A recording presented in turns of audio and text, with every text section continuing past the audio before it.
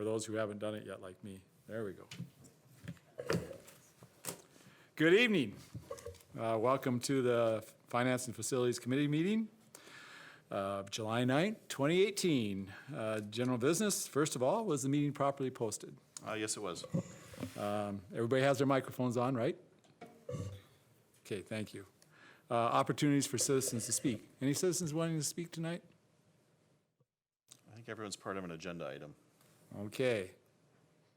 I have to invite some of our people from the safety and security meeting so they can be allowed to speak. Seems they have a hard time speaking at the other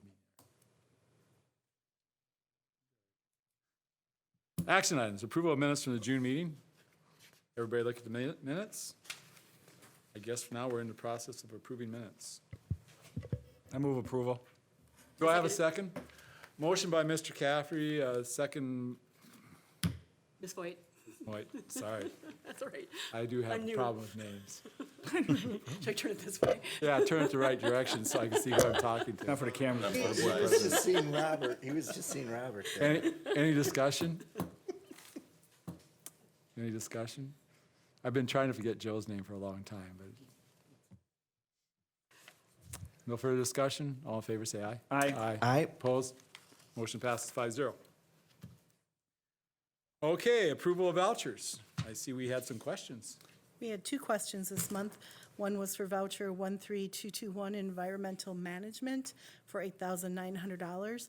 That is for the first half of the next fiscal year for contracted services that we work with them on, and they mainly help with health and safety issues. They provide a lot of consulting on, I've got the whole detail on the sheet here, but they do our training programs for our annual custodial training.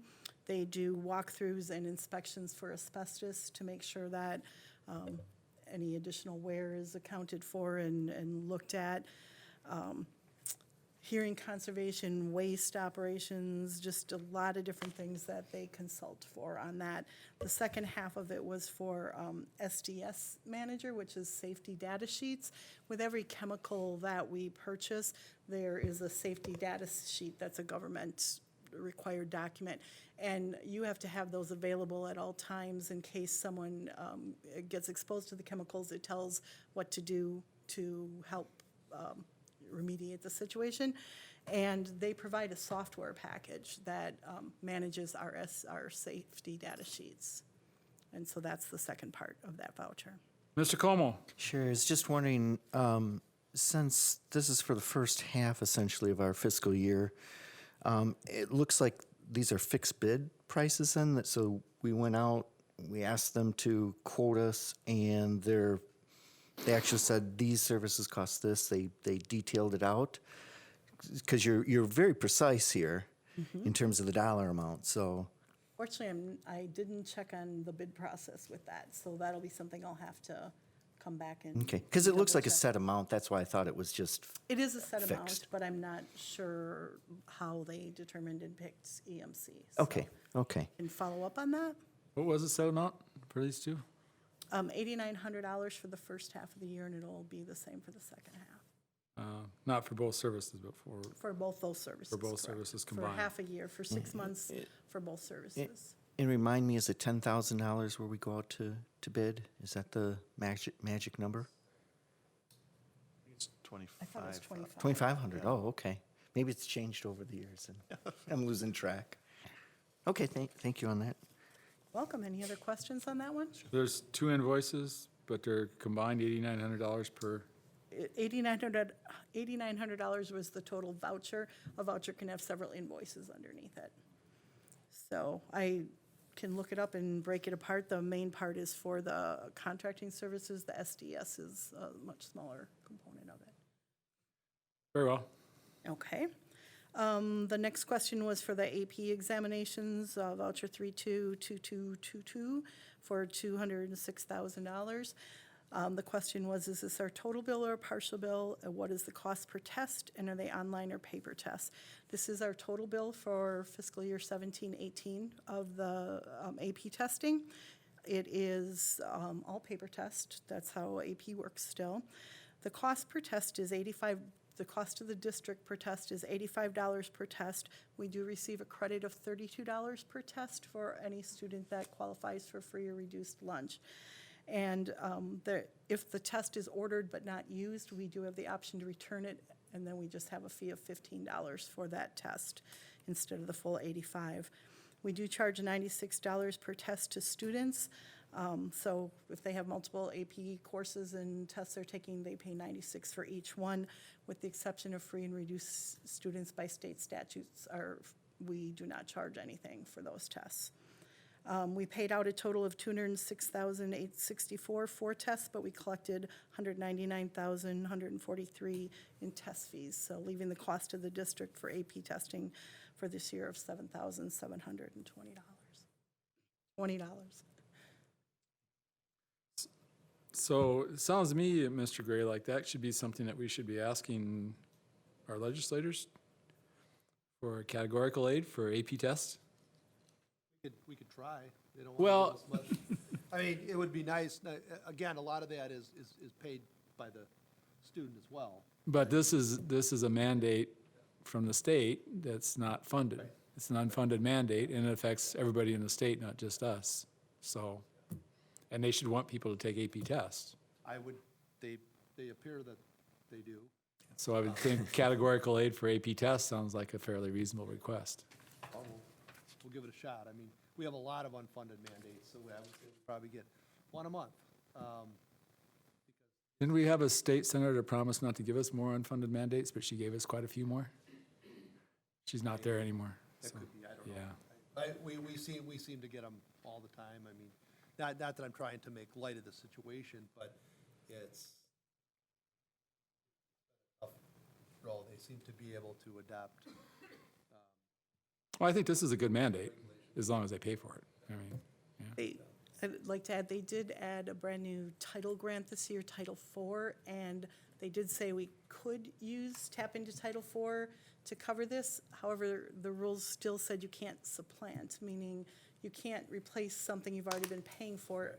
So it makes no sense that they say you could do it because we've already been paying for it. So it would be not supplementing something we already do, it would be replacing, and we only received like $17,000 for that total grant, and there were several other categories that it and needed the to rules go. on Title IV are probably federal rules, not state rules. That would be correct. Okay, so, So they do offer that, but it isn't something that's realistic that we can use, nor is the amount something that would, I mean, it would cover it, but that money was earmarked for other things the district needed. well, so we should ask the state to cover this mandate. It'd benefit everybody in the state, not just us. Okay. Anything else? I have a question. Mr. McCaffrey? Of the 7720 that we paid, do we know how much money was paid out because of the free and reduced lunch? Well, that, The vast majority of it? I brought along, That would be in my mind, a small percentage it's. taking that test, which would, It actually is, it varies by school, obviously, so here at South, there were a total of 977 tests ordered, and 243 of those were for free and reduced students. And North, there were 677 tests, with 130 of those being for free and reduced students. And at West, we had 891 tests, with 45 being for free and reduced students. So what's that as a ratio? Is that a ratio proportional to our demographics of people in free and reduced? Pretty I much? believe it is. And the fact that we are allowed to have, each school can have this $9, we get a $9 credit, because the overall test cost is $94. So that $9 credit helps to support the money that we're putting out for the free and reduced, because we're paying $85 and it's $94. Plus, we do work through total registration, and we're allowed to charge a little bit to help offset that overhead of total registration, which is why we're at $96 for the test. So, if this is happening, I wonder how many low-income families know that, the first reaction when someone says, well, I really can't afford to take the test, they may not know the families that it's encouraged for them to take the test because they don't have to actually pay for the test. The schools put that out. The I counselors mean, are we may very, not see it here, but I mean, the schools do a pretty good job of letting parents know that if whether it's athletics, whether it's co-curriculars, whatever, if there's a issue on pay, we will help. Well, I think it should be part of the orientation program for our secondary programs at the start of the school year. it's published at the start of the school year because they get an AP calendar, meaning to show them when they have to order the test, and it's very specific in there that if they qualify, that's going to be waived. The counselors are extremely involved in seeking those students out, making sure. We do get, at that point in time where they're due, we get a lot more, a sudden burst of free and reduced applications that we wouldn't normally have, because students that are seniors that don't eat, their parents don't bother to apply, but then they realize that it will help them with the test, and then they do apply. So I feel we are definitely putting that message out there to ensure that the students are understanding they can take it. Mr. Como? From the total number of students taking the test, or the total number of tests, that we've made an effort over the course of a number of years to push for more students to take the test. I know we've probably about doubled Souths when we first initially started that. West had always been fairly high, and North is lower than what, not initially when we started the push, but I'm just wondering if maybe that's due to maybe the MAID program, or maybe some other directions that the students are taking there, but just wondering why North might be lower. Not that we have to answer that question here, but maybe if you could toss that one over to maybe T&L. Be nice to look at that a little bit. Absolutely, I'll be happy to look at that. Okay, do I have a motion on the vouchers? If we have no other questions. So moved? Do I have a second? Second. Motion by Mr. Como, second by Mr. McCaffrey. Further discussion? Okay, all in favor say aye. Aye. Aye. Opposed? Motion passes 5-0. Okay, now approval to recommend to Board of Education initial resolution authorizing general obligation bonds in an amount not to exceed $60 million. Mr. Clark. Yeah, that item you just outlined, and then the resolution, item Ds, we'll talk about them as a package, because before you, I laid on your desk the final versions. The initial resolution's number 1 in the lower right-hand corner, and then the resolution authorizing the election is resolution 2, so that's item D on your agenda. So if you recall, last month we had a board workshop, and we brought in a near final scope of work and financing plan, and there was some feedback that we got from the board members, and we've been working since that time to refine it, and I think we're finally, after a couple years of work, ready to have you consider these resolutions so we can be placed on the November ballot. The plan includes security and maintenance upgrades at all levels, all school levels, and elementary through high school, major renovations to our 3 existing middle schools, which the survey seemed to support. There wasn't much, it didn't survey terrible, but the new middle school just wasn't in the community's ideal scope, so we've eliminated that and really making a long-term commitment into our 3 existing middle schools with this plan. And then there's secure entrances at South High School and some building system upgrades, and a small academic addition that would be placed or constructed at South. So the new revised plan, the principal dollar amount is not shifted significantly. It's up $1.4 million. That is a lot of money in some conversations, some money times it's not. But so what we're presenting tonight is a plan for $60 million with an estimated tax impact. And actually, Michelle, if you want to come up to the table. Michelle's here from PMA to answer any questions you have on the financing plan. We assume that would be the scope of more of your questions than the scope of work, since we reviewed it at our workshop. So the $60 million bond authorization, the estimated tax impact would be 72 cents. And that would be, in your packet, you have the same summary chart. We've added a few boxes to some of the projects we've added at mainly the elementary school, meaning asphalt and roofs. So on a $200,000 home, which is roughly the average for the district, would be $144 per year, or $12 a month. One thing that was recommended, and I strongly support, is when Michelle and PMA ran the numbers, we reduced the amortization schedule from a 15-year to a 10-year. So this plan would pay off completely in 10 years. That move, again, it moves the tax rate from 60 cents to 72 cents. So you're paying a little more, but you're paying over less time.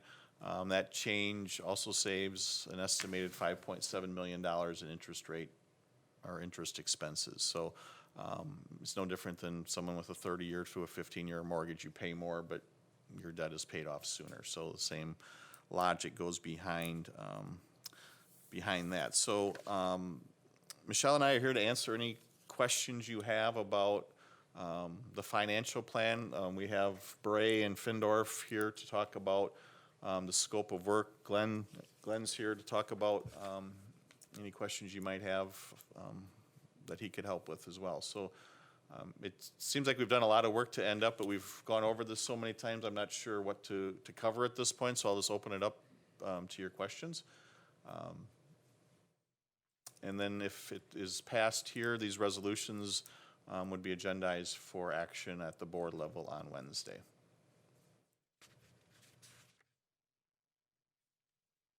Ms. Ronachek? Thank you. So Darren, at our meeting across the hall, when we went over the results from the survey, on here is everything but the middle school. So basically, those results from the survey indicated that our public did not want a new middle school, but they were interested in safety and security of our students. So all we did basically was take off the new middle school, but then you added the roofs and the asphalt at the elementary school. So We also added back in, we had originally master planned for the replacement of Les Paul's cafeteria, dropping the existing one and reconstructing. We've added that back. We didn't survey it because at that point we were at $104 million. We didn't feel you had to draw a line somewhere. But we felt if we're making a commitment to our a long-term commitment to the 3 existing middle schools, that should be part of Les Paul's solution. So that's been added back. Again, it wasn't surveyed. It was talked about at length. But the other change from the survey would be the addition for Butler is a little larger than what we had originally considered. But we're also no longer planning for that to be a STEM school, but to be a standard attendance area middle school like it is now. We thought we needed a little more room there, and I think those are the major pieces that vary. And then South, we added a little scope at South as well for science classrooms and a little larger secure entrance, the renovation of the office space. So those are the 3 biggest areas that we added.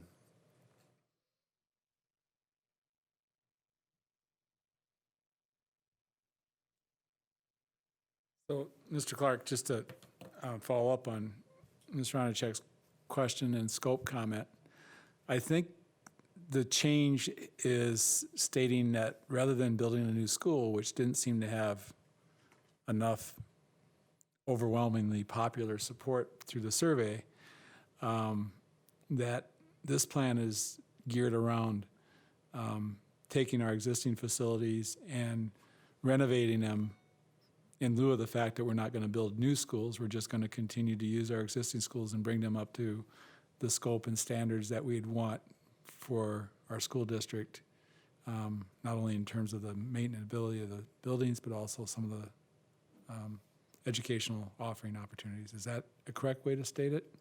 At this time, there's no appetite, and again, I think that might be the right call for new construction, so we're reinvesting in existing square footage. what are the future plans for STEM Saratoga then, with it busting at the seams? Yeah, that's, when we started talking about this, one of the first things I asked the board to keep in mind is that the size of the district. We couldn't do everything at once.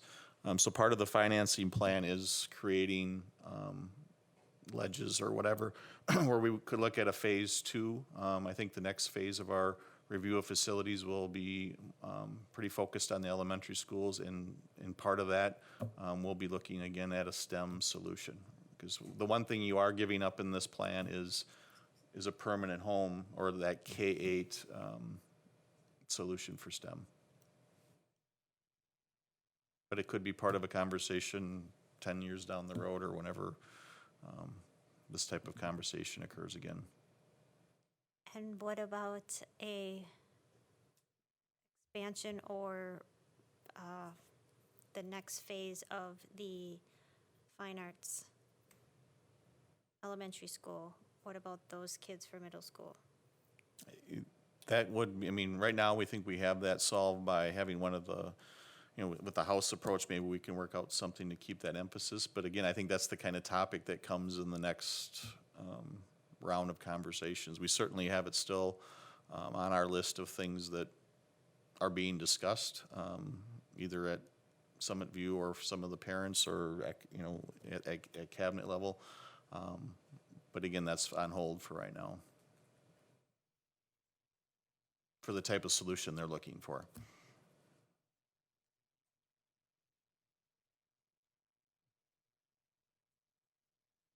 Mr. Como? Thank you, Mr. O'Brien. I think you guys did a good job listening at our last meeting and consolidating the ideas down.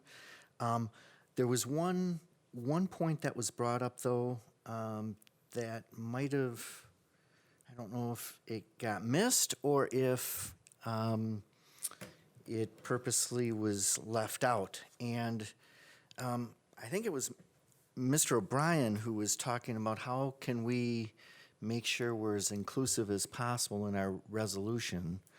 And I think he was, and Kurt, you might want to join in here too.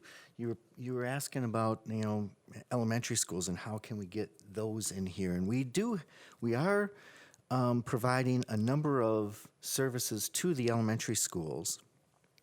But what really stands out in the resolution still are the middle schools, which is the focal point, and rightfully so.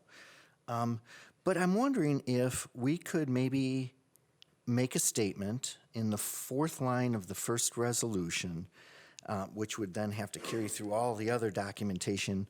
Can we earnestly say, or honestly say, that all district school buildings would be touched for safety and security? Every single one? I think we should shy away from all, because would that include Harvey Phillips?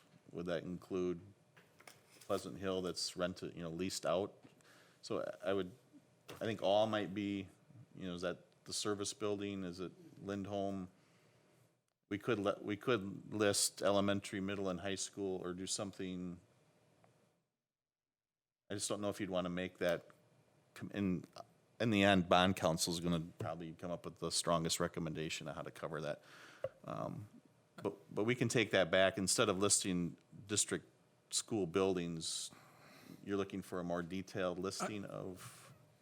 I think the key is you have to throw, because we are spending money on elementary schools in this plan, right? Mm-hmm. There will be money spent there, but it doesn't say anything in the resolution specifically about elementary, where it does specifically state on all three of the middle schools, which I'm not sure is necessary, and it specifically states South High School, so you assume that there isn't anything being done at North or West through that resolution, which may be true, which is fine, and maybe there's no need for us to take this money and use it at North and West, but if we're using a significant portion, 15% or more, at the elementary schools, that should be stated in the resolution.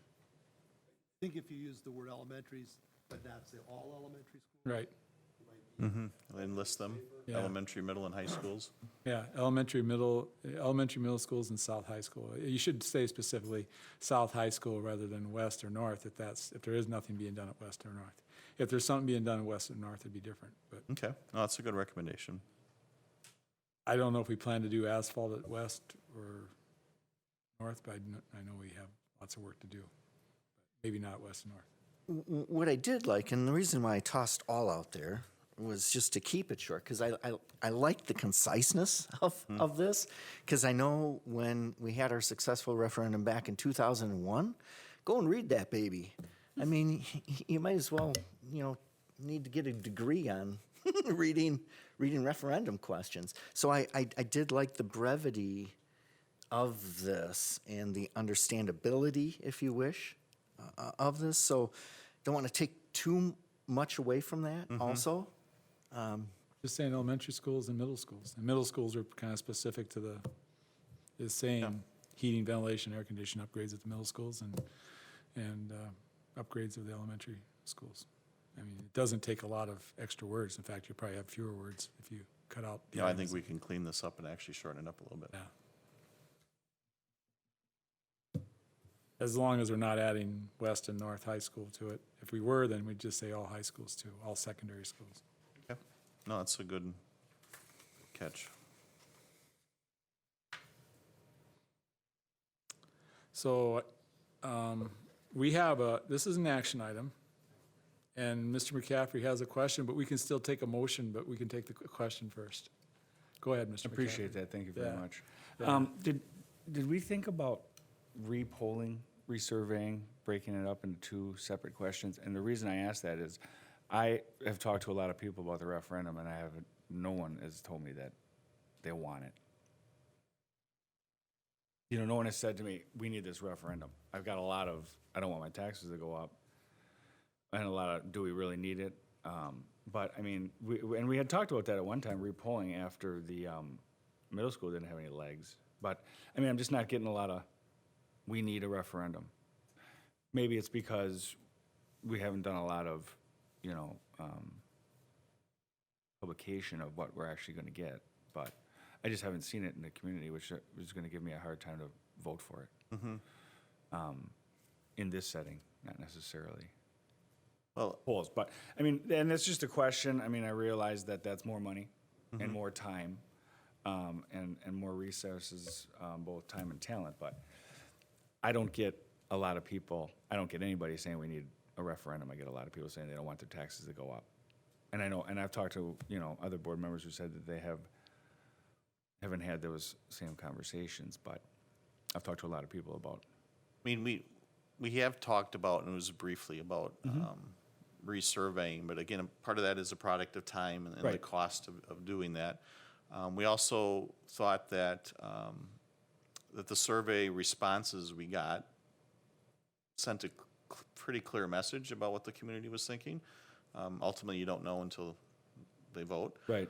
So I didn't see where the survey scope was going to change significantly enough that we couldn't drive where we kind of ended up here, and we can't tie it to the results we have already. Because to go through that, again, time isn't the most critical thing Right. No, unless definitely. we're trying to Right. hit a date, right? So I thought we had the information in hand to make this plan viable and worth asking the community what their thoughts are. Ms. Voigt?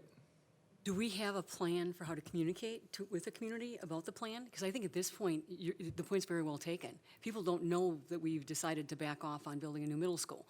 That really has not been out there, except at our workshop, and very few people were in attendance in that particular event. I don't think people realize what we're even considering at this point. But we can't really do too much communicating until there's an approval. The board has to approve the referendum question, otherwise it's really hard to go out and say, here's what we're gonna do, and there's no board approval unless you're doing a whole nother survey again. So I think to keep things on the up and up, the board would have to approve resolution questions, and then at that point, you do your PR work. Hopefully, people understand what you're looking for. I think, look, I've never been a fan of ever expecting anybody to come in with a positive response. Yeah, raise my taxes. I mean, that's just a natural That is thing a in this natural country. reaction, right. I don't want my taxes raised, but the reality is, even for a broad section of our population, they know having well-maintained schools and not necessarily new schools, but properly maintained and and the educational programs of the community, most people will support that. I think that was found in the referendum passed long ago, is we had much stronger support for maintenance and especially around the schools that we're talking about than we had for the overall other question. I think we barely won the second question, but we pretty much easily won the first question. I think it's 58 to 42.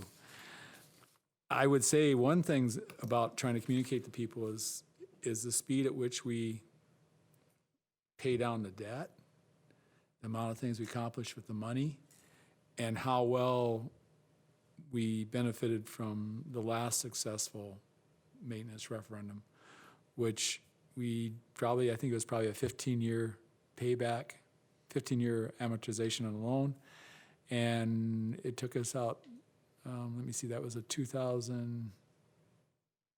that was done in 2005, I believe. No, it's farther back than that. It was way back. So far back we can't remember, and I think we've been 8 years past the closeout on that, and we've gone without any further additional needs for I cash. think it might even been 12-year borrows on some Yeah. of it. Right. So, in general, I think it's a good way to try to keep pace with everyone who's building new schools around us all the time. And you look at the recent survey in New Berlin, they had a very positive response to their referendum proposal amongst their taxpayers, and I don't know a more conservative set of taxpayers in the entire county than in New Berlin, so. Mr. Clark? Just going back to Diane's question, which is a good one, is the communication plan. We have a very rough framework of a communication plan, just kind of laid out and needs to be refined. But one of the reasons we're here tonight is, we can wait till our August board meetings, and I'm not advocating for that, but it was in my executive summary. We can, but we lose 5 weeks of getting that plan in place and getting it rolling. And after 2 years of conversation, I think we're ready to. I don't know if there's much clarity more to be brought to the topic, so we're hoping for a position to be taken in July so we can get out and do that. Because even with the community survey and the focus groups and the 30 community group meetings that we held and all that, we've touched a small percentage of the community because we don't have that direct access to them. So we need to even go beyond what we've done already, and time will certainly help us accomplish that. Check. Thank you. So we're going to be having our safety and security meetings, and you guys are going to be talking about how we can make our schools safer, how those discussions have gone with our FBI, our local law enforcement officers, and the other co-op of schools that you guys have spoken with.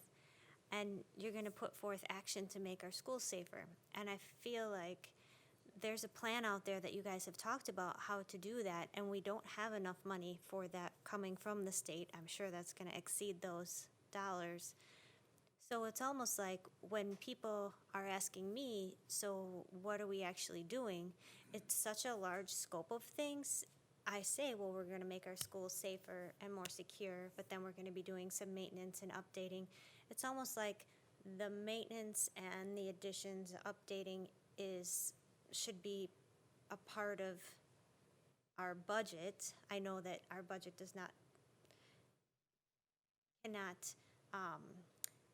we can't afford all of this at one time, but yet we're kind of scoping, or we're kind of putting a whole package together, but yet we're not making all the schools safe and secure right now.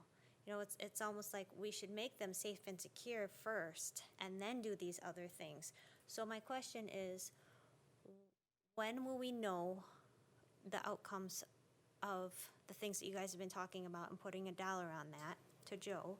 And then how much more than the 60 million would it cost to encompass everything and then put that out there? Hey, we want to make all the schools safe and secure as much as we can, and then do these additional things. No. Tacoma. Well, there's a couple different parts that we have to talk on. One is the capital improvements, which is what we're talking on for this resolution before us tonight. So the changes to the schools, We have had in our budget various things to improve over the last 15 years regarding security, but as you know, Glenn's budget to improve things is fairly limited, but over the course of time, we've done some safety and security improvements out of that budget. Just isn't enough, and hence why we're considering the resolution before us for the capital improvements for the safety and security at our schools. Now, that's the capital improvement side. There's an operational side to safety and security also, which really encompasses a wide range of topics. Probably some of the more important topics deal with our SROs. How do we pay for them? Do we want to expand those SROs at our middle school level? We did just recently add one to be shared amongst the middle schools. But there's all sorts of things that go into training and training of our employees and different aspects of that operational plan where we're interacting with our various local authorities. So the operational side of things is separate from a dollars perspective, so we can't really consider that here. And honestly, that's going to be ongoing, Karen. That's just going to be continuously being talked about as to where we should spend our money from an operations perspective, how much should go into safety and security, and balancing that out where we have to look at our entire budget for the whole year. So it'll never be just here it is, we have one number, let's just go for one number. Thank you. Ms. White? At our workshop, we had talked about the fact that it's approximately 25 to 27% that's going to be for safety and security in the plan. And I think the big part of that is to communicate. Again, have a plan to communicate to the community that is over a fourth of what this referendum is all about. Not to necessarily put it into separate questions, but if you're concerned about safety and security, then you'll want to support this because that's a big foundational part of what this is all about. Yeah, the top of the summary sheet actually has the breakdown. But it's only at those schools. But keep in mind, what we surveyed and what this plan also includes is a sum of money for safety and security at all the schools. I forget, I want to say it was $3 million, mainly at the elementary schools. So that's always been part of the plan. We don't, if you want to get this down to a one-page summary, you can't list everything you're trying Okay. to do. It just, So you are doing something on, sorry, Go ahead, Ms. Ronachek. thank you. So you are doing something on all the elementary? Absolutely. There will be safety and security added to all of our schools with children, our children in them. yes, and the other thing this will do in terms of our operational dollars is this plan takes care of a lot of maintenance things that we would have to spend operational dollars on at some point, whether we want to try to ignore them or not.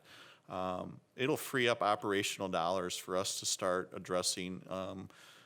Actually, Glenn's putting in a bank of doors, I think, at Prairie this summer, or hope to.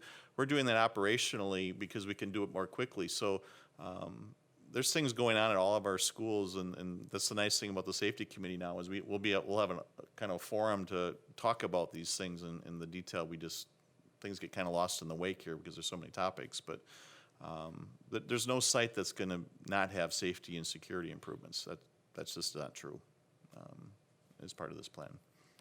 And in our interpretation, one thing I stressed to the architect, you can stretch what's safety and security. I could have had this percentage be 50% if you think brighter light bulbs in a hallway is safer. I could have put it in. We took kind of a more, what does the average person think of in terms of safety and security, and coming up with this percentage, because I don't want to mislead people, because we're striving after a survey result or something. Mr. Como? Just a quick comment with respect to communications that Ms. White brought up. I do like the summary, the one-page summary. I think in a very short period of time, I think your average person can get a pretty good grasp on what we're trying to do, where the money's going, and how much it's going to cost them. I think this is excellent. If the communications, so really we can't communicate about a referendum that hasn't been put forth before, that this board has approved. So, but if the communications of the past that Bray and Findorf have put together are examples of what we're going to see going forward if this resolution passes, I think the communication's been very good. I think it's been succinct. I think it's been well thought out. I think it's been presented in a graphic manner that help people to understand. Not everyone's text oriented, so some people are more graphically oriented. Some people are numbers oriented. So I think we try to cover all those different means. So I'm feeling like we're in pretty good hands with the consultants that we've been using so far. And I'm assuming that would be the case, that they would still continue to help. Absolutely. We have a team of Bray, Findorf, and then Terry and I from the district side that we'll be meeting at least every other week, and probably for some portions of it every week, to map out the best way to further our communications that we've done so far. Okay.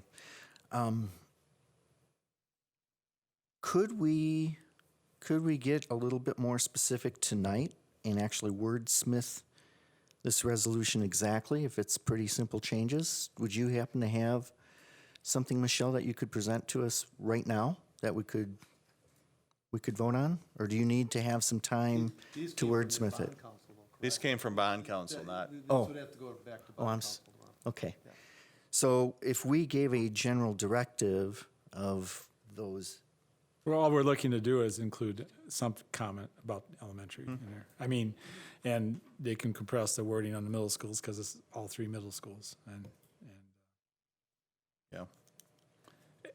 And so there's a way of doing that, but it has to go back through bond council, so it's clear. And You want the we only men want to side. approve this once. As a committee, we could say we're approving it with modifications to be presented at the full board, because it doesn't get approved until the full board approves it anyway.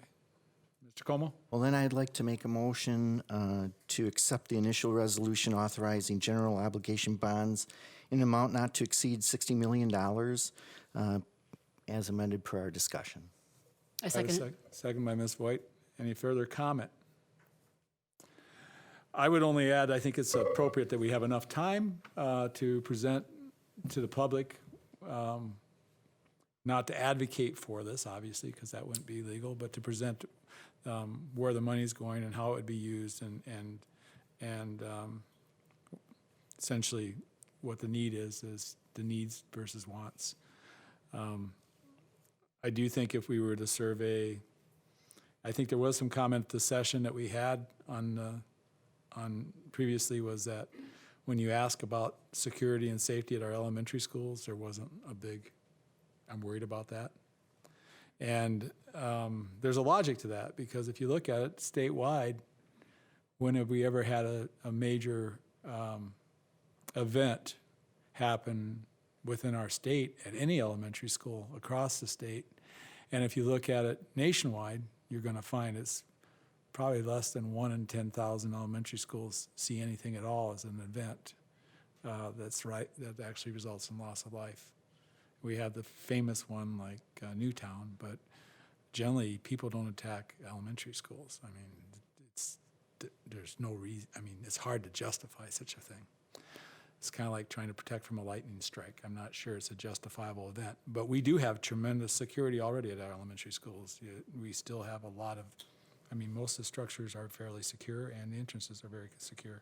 Our bigger security issues at elementary are primarily custody situations, and we do have a good system in place, but that will be strengthened with our new. And I think we could also come up with procedures that if there are custody issues, that they're scheduled, if at all possible, where the authorities are notified so they can have an officer close by in the event there's an issue. That's what I would do anyway. Mr. Como? Just want to go back to a comment Mr. McCaffrey had made earlier. I haven't had anybody coming up to me pushing for a referendum either. But what I have had are discussions, not just over this last month or two, but actually over the course of several years, are we maintaining our buildings? That seems to be the question that gets talked about quite a bit amongst me and some of my constituents. And I'm not saying like I have people pounding down on my door, every day talking on this, but there have been a number of questions over the years. And, sometimes I've had to say, hey, we're trying our best. It's hard to do it within the capital improvement budget that we've had.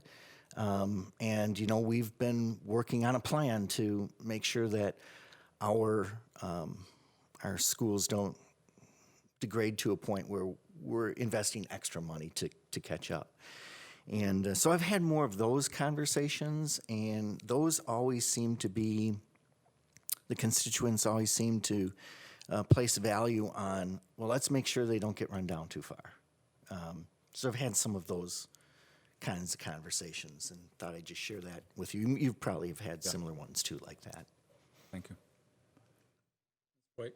Two things. One, I think one of the conversations that I had recently was with a father who had graduated from Butler Middle School and now has a son there, and went back and realized that nothing had changed. And he came to me and said, when are you going to be looking at making some improvements, especially something like an elevator, et cetera, that should have happened a long time ago. And I think that there is justification for the needs that have been left unmet, for all these years. And I think that that's something that we have to be part of our communication plan, is to let people know that we're trying to address some of the things that have been, left hanging for a really long time. And secondly, I think it's really important to communicate the 10-year versus 15-year plan. As a conservative approach to this referendum, I think to save $5.7 million on interest is definitely looking at, being aware of the taxpayers and not wanting to spend any more money than they have to. And I think that that's a key piece that we want to be communicating, that we're looking at that type of savings to be able to put more money in the schools and not into interest. Taxpayers don't have to spend money, but they do have to accept the needs before they'll vote yes on a referendum. That's a good point. And Ms. Ronichek? Thank you.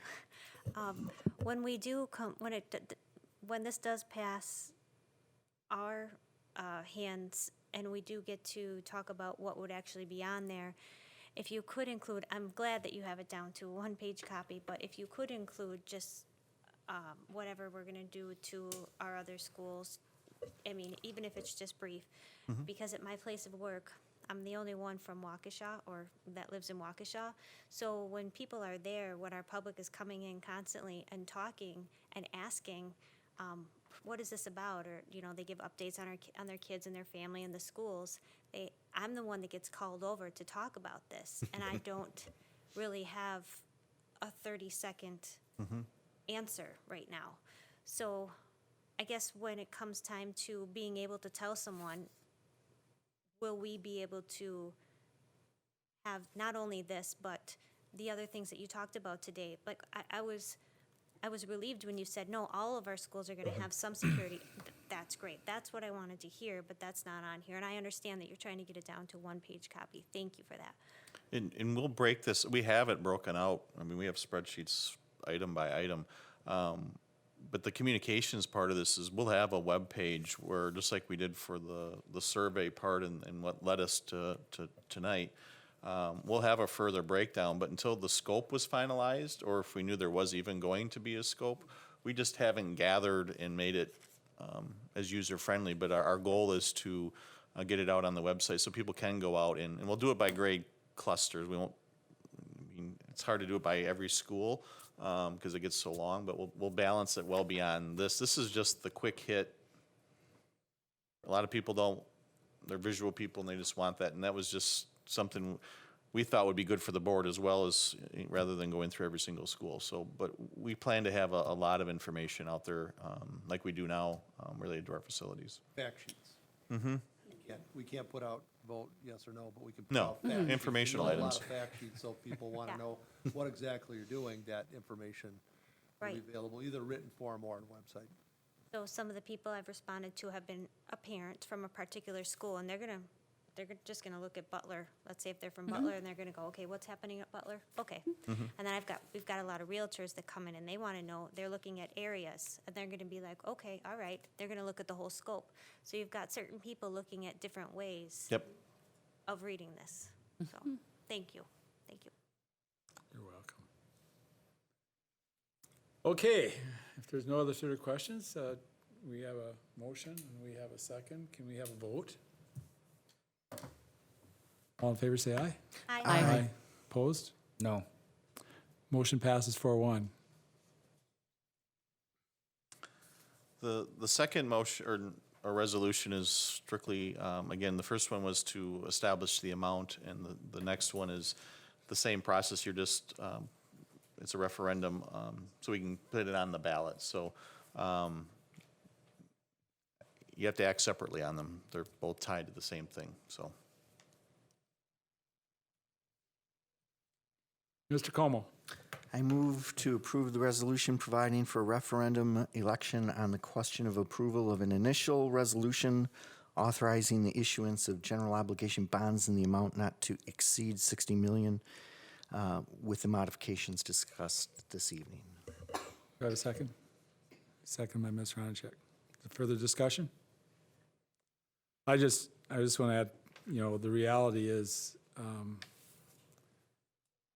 we do our best to make sure that our buildings and facilities are maintained and modernized and secure.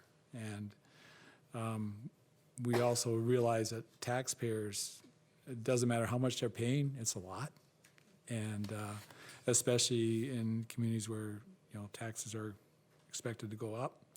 And by retiring us in a shorter period is prudent. The other thing that I regret not being part of this is something for the STEM to create a K through 8.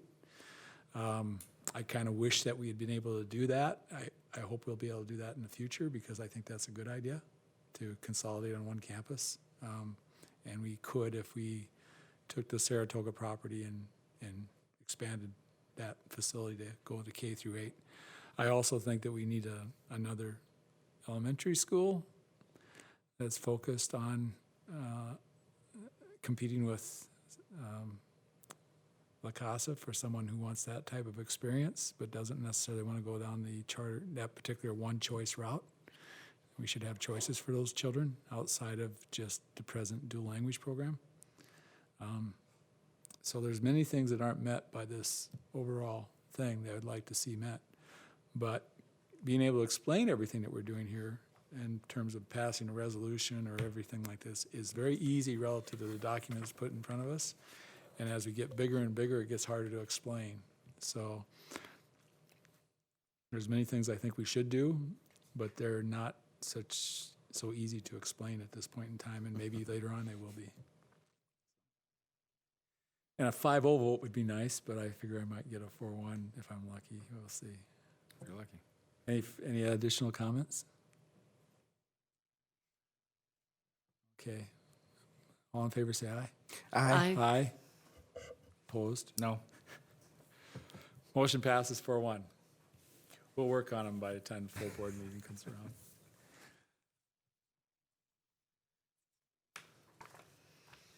Okay, where am I on the agenda? Let's see, we got item C and D taken care of. East Charter School contract. Let me get. We have some guest speakers to introduce this topic for the committee to consider. Good evening. In front of you, you have the copy of the East Charter contract renewal. Principal Chambers is with me this evening to answer any questions. Harvey Phillip has been a very successful, what it was originally Harvey Phillip was a very successful at-risk program for our district. A number of years ago, most recently, Harvey Phillip moved to the White Rock campus, and at that time they renamed the school and the program East Alternative High School. This charter contract is up for renewal right now, and we're here to answer any questions. Ms. Voigt? It talks about an annual review of the success of the program, and I'm just wondering, is that available at this point for the last year, or I'm a rookie, I'm just newly elected, so I'm just wondering when, what I could look at as a success rate kind of situation for East Alternative High School. We do have, I didn't bring that data with me, but we do, teachers report out on their program success each academic school year, so that data is available and can be provided to you. We also maintain the graduation rate for students that have finished by the June graduation, and then those students who finish July, August, as the summer goes on, that they need a little bit of additional time. We've also maintained our student discipline records from East, as well as the attendance rates of students, which we've noticed that there has been an uptick from last year to this year in the daily attendance of students at East. So we can provide those numbers to you in an update. My understanding is that the students actually go back to their home high school for graduation? Yes, they do. That's correct. Right, so there's not like a separate kind of recognition at East that graduation has occurred. They go back to North, they go back to West, they go back to South. Correct. Unless they earn their diploma after that graduation date. And I believe last week we got an update of a number of students who had completed, or maybe it was the week before, the number of students who had completed credits through the month of June and the beginning of July. So.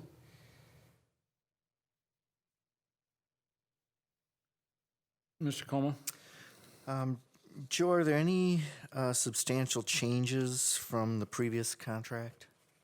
No. No, I there's don't not. believe So it's pretty much a duplicate of the previous one? Correct. Few things updated, okay. I think one of the important things to point out is this is a school of instrumentality, and you may, or it's an instrumentality of the district, I should say. Could you, essentially in my simple terms, we essentially have full control as a board, but could you explain instrumentality a little bit more in detail, and what the other option is, the non-instrumentality option, which we won't choose, but Yeah. important factor of the contract? I mean, I can get it in a little bit more detail for you. The instrumentality means that it is an entity of the school district of Waukesha. It's not separating itself from us. So our policies, our procedures from the district go to support it. It is funded by the district. It reports to the board. If we didn't have that route, when you look at state reporting requirements, we are able to categorize students at East High School, those that we're serving in terms of at risk. So East High School gets an alternative report card from the state of Wisconsin. The students who go through there, we're able to monitor and track not only the success of the students, but the success of the program. That's my understanding of instrumentality. I don't know if Tiara had discovered anything different in her work.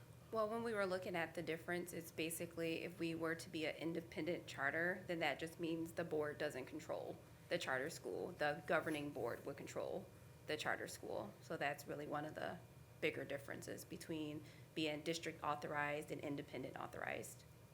But we still do have, you still do want, as a charter, exceptions to a number of our policies, and those were listed in here in detail. So have any of those exceptions changed for this contract?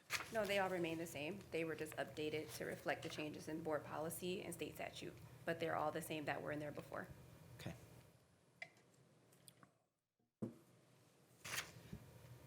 Boyd? Thank you.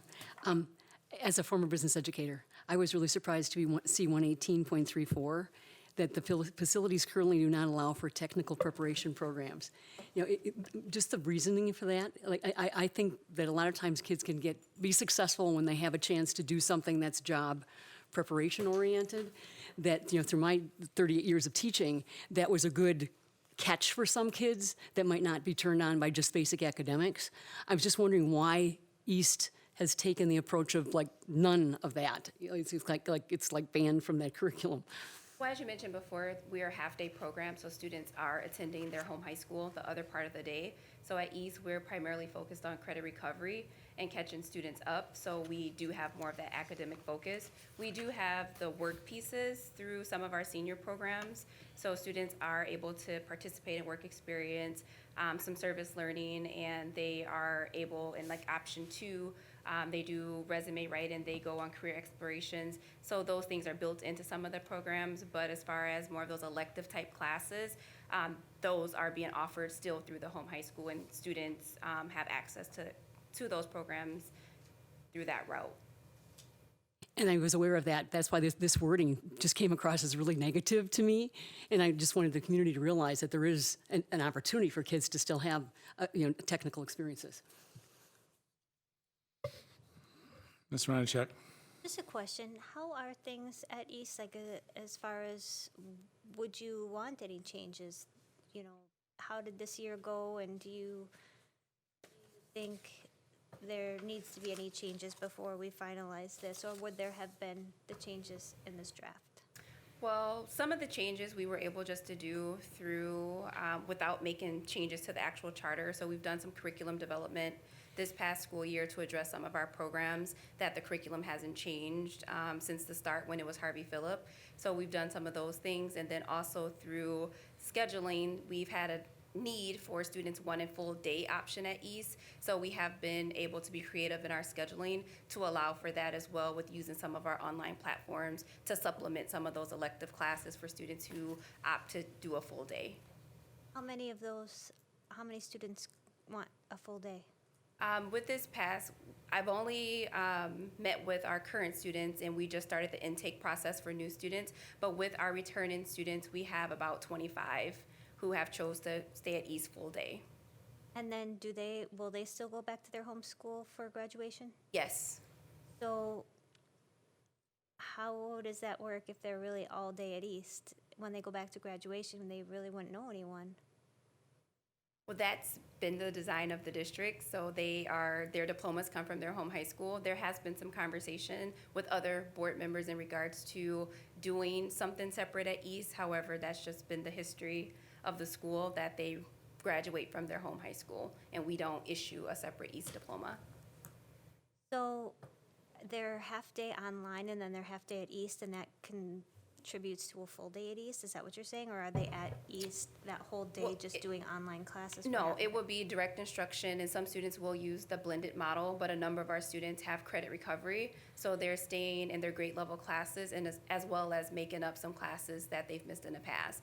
But it is some students who will have a half-day direct instruction, and the other half a day will be some electives online, as well as some electives that we will be offering direct instruction this year. But they're actually at East that whole day, Correct. from 7:45 to 2:30, something like that? We go, our full-day students go 8 until 2:15. Thank you, that's good to know. Oh, no problem. Mr. Como? But to put this in perspective, and you'll be able to help us with this, Ms. Chambers, is a student may only spend part of their high school career at your high school, right? So it's not like they're spending 4 years with you. Correct. So what kind of give us a feel for what that average student's time is? Is it one semester? Is it 2? Is it multiple Well, years?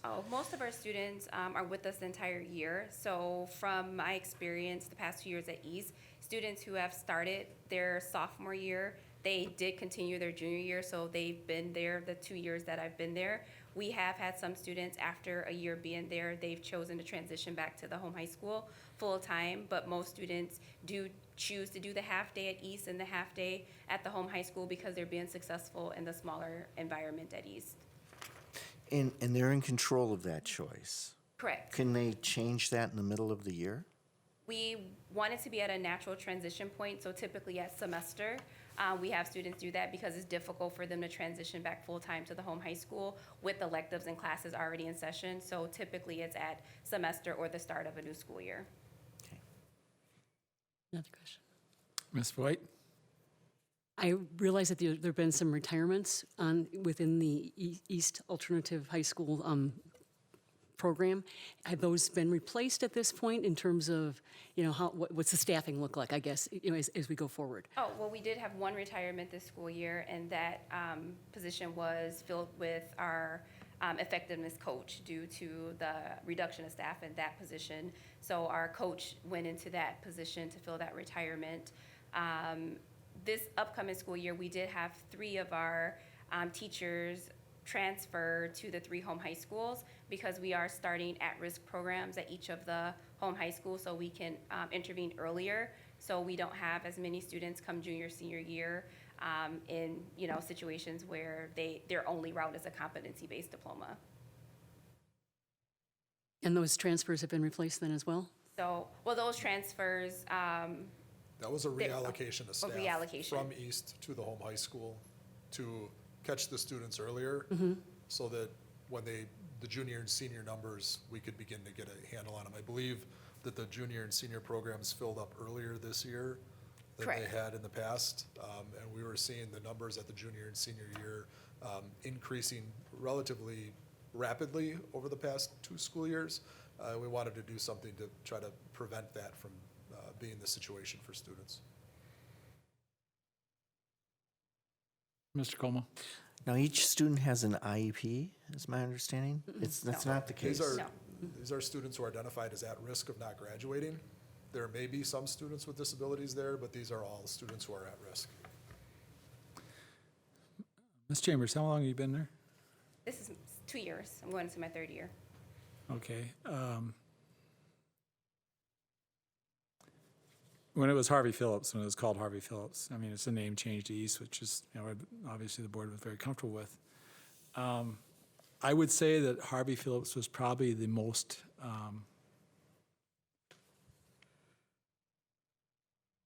if there was something the board would talk positive about, it was Harvey Phillips, because what it provided was an opportunity for at-risk children to be identified early as possible, and to put them in a setting where they learn life skills.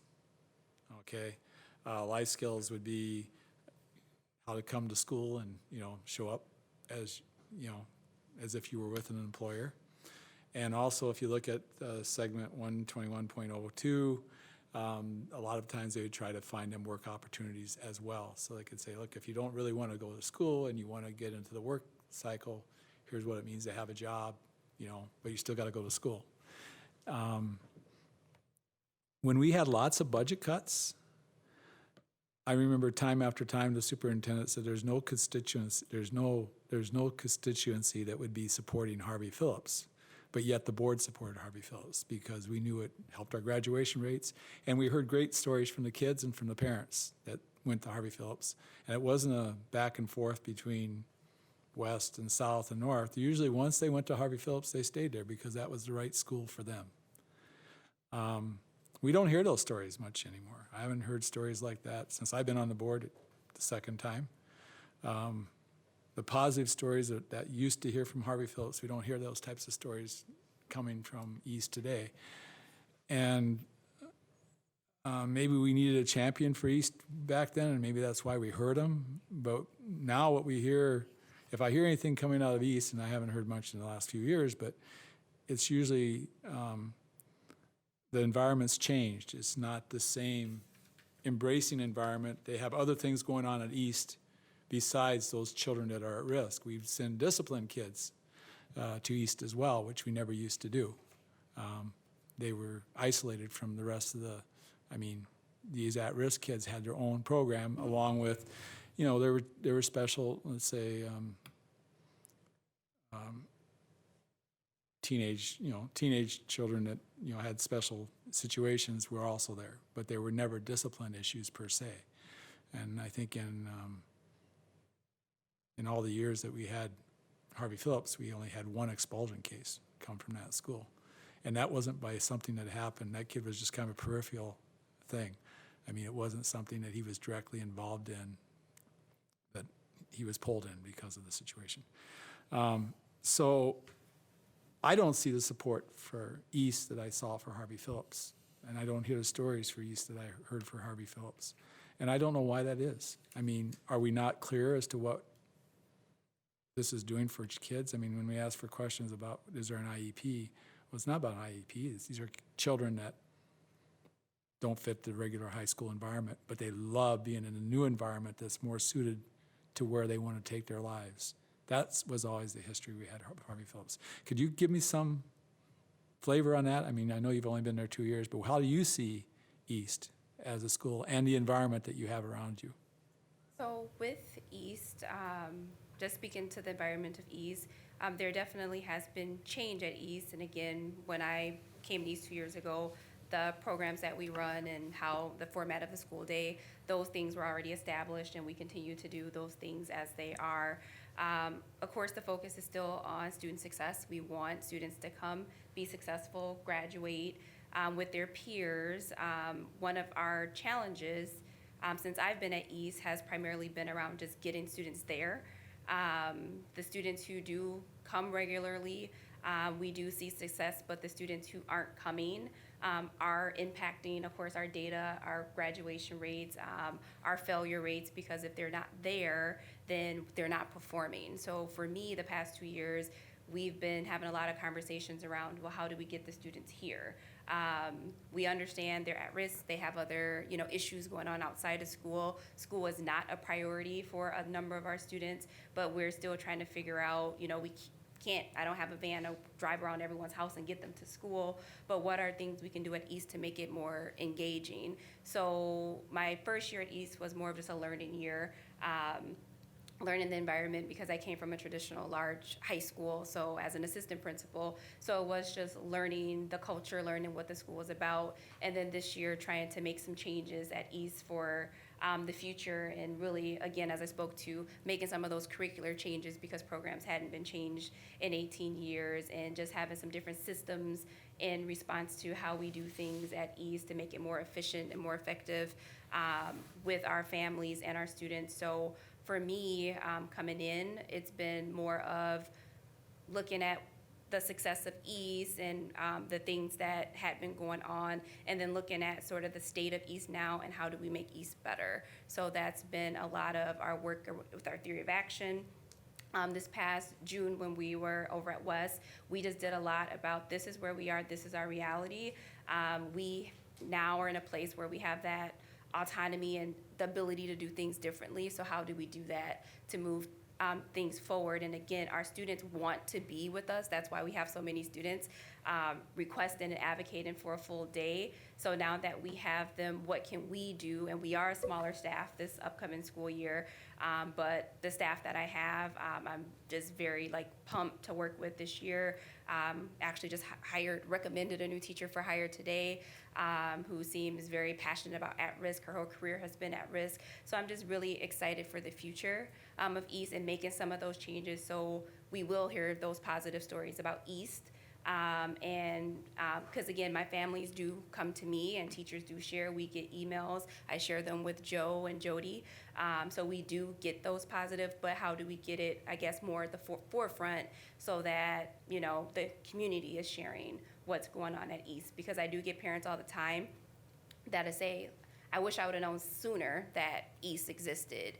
Before my son or daughter was a senior in high school, this would have been great for them if I would have known about this their sophomore year. So they are really thankful. We've had some, district staff members whose students have gone through East, and they've said very positive things. And I always say, well, I need you to be our cheerleader. I need you, to share that with other people, because one of the things I shared as well is I'm calling this sort of like a rebranding, where we want to make sure that everyone in our district knows that there is a Waukesha East, because we still have people that we don't have an East. What's that? So we want to get the word out there so people know what we're doing and what we're about, and that our students are seen in a positive light, because most of them are there not for behavior. They are there because they're more academically at risk, and we don't want to have that misconception that all of our students are there because, they're these delinquents and they're out making poor choices. That's a real small population of the students we serve. Well, traditionally, we didn't send children to East for behavior issues. There might have been the fact that they weren't suitable for the classroom environment, but in general, the children that went to Harvey Phillips were good children that just needed the right environment, and that's why we had this program, and it's still why we should have the program. I think we had great stories for a long time. I'd like to see more effort in that area, and I think your approach is positive. Do you have a site council? It's like a governance council. A site council? Like, how do you, we used to have what we call site councils at our schools that would maybe involve a couple staff members, a few parents. Okay, so that's like, oh, yeah, okay. Yeah. So we typically just use our staff because of the population we serve. It's very difficult to get parents to sit on our site council. So we do requests, and each month our newsletter will put out there, parents, you're invited if you want to come out for our meetings, but it has primarily just been our staff that has been a part of that. So that is a focus of mine now that I have developed some relationships with our parents and students, again, who's been there sophomore year and they will be returning as seniors. I have started putting the word out to parents to say, hey, would you be interested in, sitting on our governance board? Because again, I just need one parent, but if I could have a couple, that would be great. But that's been a struggle to get parents, but this upcoming school year, I'm very optimistic that we will be able to get at least one to participate. And I also think a program like East, you should be reaching out to what I would call nonprofit, social type people in the community. I mean, give you an example. We have community people. It used to be at Saratoga when it was just Saratoga. They moved over to Whittier to help Whittier. I think reaching out to those people so that they can help these children engage. It's historically, I mean, we look at children that are at risk, generally can be very valuable contributors to our community, or should be very valuable contributors. They just don't want to go to school. I saw Dave Grove of Foo Fighters. He quit school when he was a junior in high school, and his mom was a teacher at the school. And she said, great, you don't belong here. And he quit, went to Europe. But that was the right thing for him. So it's not like every child has to feel like they're forced to go to an environment that doesn't suit them when we have something like East. Right, I agree. Karen? I just have to end with a good story about East. A few years ago, we had sent the word out to all the schools' art departments, and we said, hey, we're getting a bunch of kids together, we're going to paint this big mural. And the art department at East actually said, hey, well, she was just a teacher there, but she is an artist, and she said, hey, can I bring a group of kids that we wanted to use it as a positive reinforcement, like if the students show up 3 days in a row without being tardy or something, any type of positive thing for the students so that they can earn this reward to be able to come and paint this mural. And these kids would come and they would paint, but there was this one that sticks out to me that just reminds me of, she's not your typical kid that was even, she might have had some grades that were bad, but only because she had such severe anxiety. She couldn't really go to school most days. It would just kind of overtake her. But she looked forward to coming and painting, and so she would go to school at East. She would just go there because she knew if she went, she'd be able to paint this mural. And through the painting, then she would open up and start talking, and you would have never known she had anything. It was just like any steps that you guys can make to help these kids to just get that diploma to then be able to move on and have so many more options. Stories like that aren't told because a lot of times we're not able to have those experiences with the kids, but we have been talking about, I think Bill is wanting you guys to come and report to us as a board and get some of those stories out, like, hey, without East, this is where I'd be, or because of East, I have been to school on time for the last 22 days, or whatever, those small accomplishments that they'd be proud of to share if you can get any stories. So we're working on being able to share those success stories. So thank you for all you're doing over there. Do we have a motion on this? Did we get? Yeah. Okay. Mr. McCaffrey? I move approval of the East Charter School contract. I second it. Okay, we have a motion, we have a second. Additional discussion? Nice to get Mr. McCaffrey on the positive side of things. Always a good thing. Always a good thing. All in favor, say aye. Aye. Aye. Opposed? Motion passes 5-0. Boy, it's nice to get back to a winning streak. Thank you. It was a nice presentation. And we did put you through a pretty heavy meat grinder. So. Well, I had to do my part. Did a great job, Tom. Information items. Monthly budget report. Well, as we wrap up our fiscal year, we're finalizing our payments and booking all of our revenues as receivables to get a year-end picture, and things are looking very promising where we're at year-end here. For our revenues, we are pretty much spot on. We've collected about, we've booked about 100%, a little over 100%.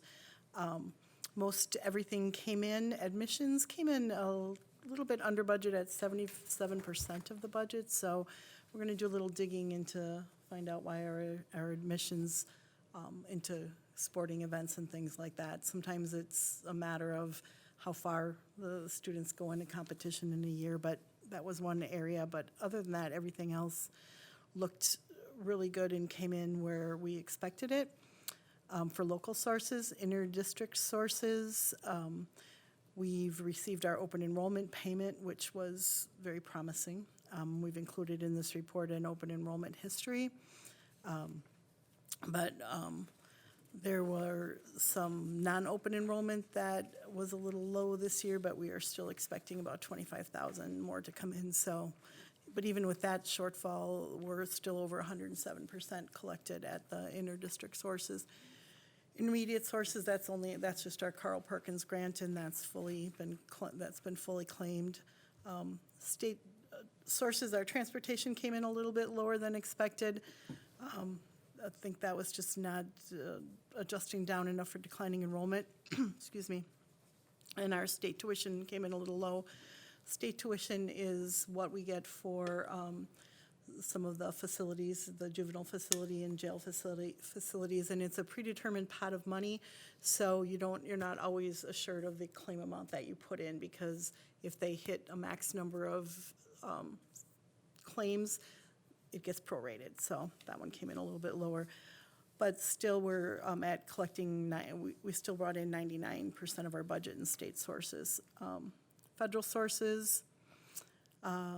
That one, some of their grant spending was a little bit less. There still may be expenses trickling in for that, but nothing that's a problem area. Any unspent grant money does carry over into the next year. So overall, but our overall Fund 10 revenue is at a little over 100% of what we budgeted for.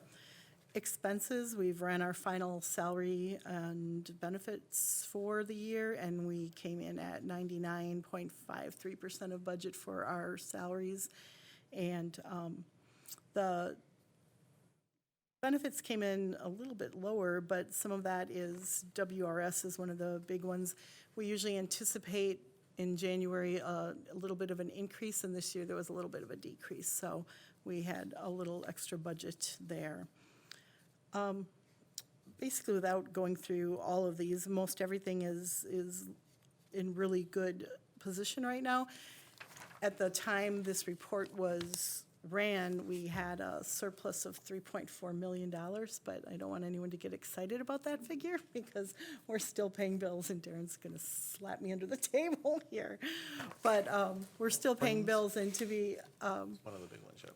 just to as of running it today, just in the amounts that we've paid in the last week, that's already down to $1.3 million. So we are going to end in a good position, but we still have some bills left to pay. But we certainly will end up at least a little ahead, I believe, this year.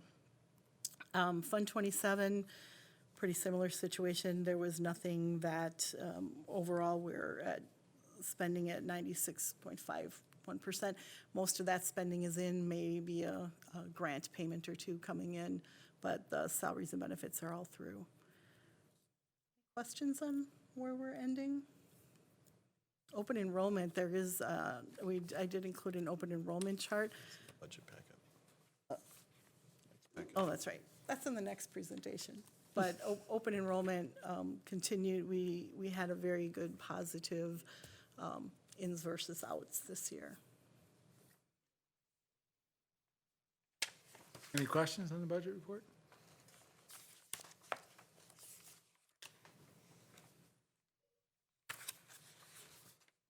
So we'll have a recap next F&F of the fiscal year as a whole with all those final expenditures, so we know whether we can give Park gold stars or not. Oh, I think we're getting gold stars. Think you're gonna get gold stars? I'm Yeah, confident. we'll wait till the real numbers come in. Confident. Yeah, let's not jump to conclusions. I have one question. Yes, go ahead. What do we usually take in admissions? Let's see it. It goes up and Without digging down, around. but I can, let me just quick, as a comparison. Last year, we brought in 119,000, and this year we brought in 96,000. And so, again, some of that is due to where some teams may go higher in competition than just the end of the year, and that contributes to it. But it seemed like, Contributes to losing money? no, I'm sorry, that they might not have gone as far That's this fine. year. Okay, I was gonna I say, well, how- apologize, yeah. Because No, I we could don't see lose how that money could when we go. Contribute to losing money with, No, I apologize. Some teams may not have gone, Okay, but that's right. why I wanted to look into it, because it does seem like a significant drop to yeah, me. right. And you had that broken down in your, by sport? Is that how that works? It's by school, School. and then within the Oh, schools. okay. We do actually break it down. It's coded to per sport, male, female, basketball, football. So we can look at the trend and see what, Okay. who's, if one thing sticks out, is it one school that's sticking out lower, or, so we're working on that. I just All didn't right. have time And the to reason get I that ask is ready. because I've been to a lot of freshman basketball games last year. And I noticed that we don't charge for freshman admission.